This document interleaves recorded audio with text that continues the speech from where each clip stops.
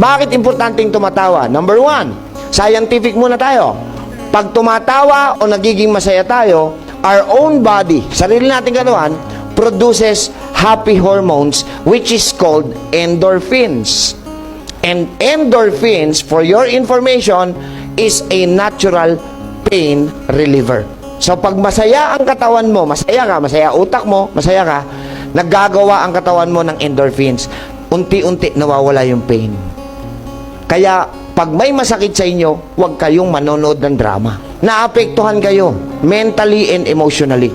Hindi nyo napansin, nanonood kayo ng drama, alam nyo ng artista yung gumaganap, nagagalit pa kayo sa kontrabida. Sinabi naman ng Panginoon, sabihin natin, Proverbs 17:22. Hoy, may sinabi ho kayo, narinig ko ang sabi nyo, laughter is the best. Sabi ng tao yon.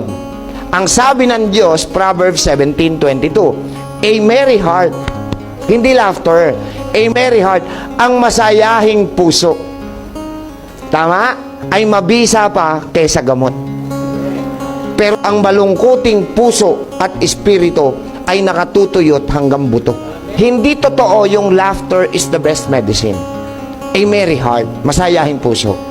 Alam niyo kung bakit pinabubulaanan ko yung laughter is the best medicine? Sa mental hospital, araw-araw tumatawa. Wala namang gumali.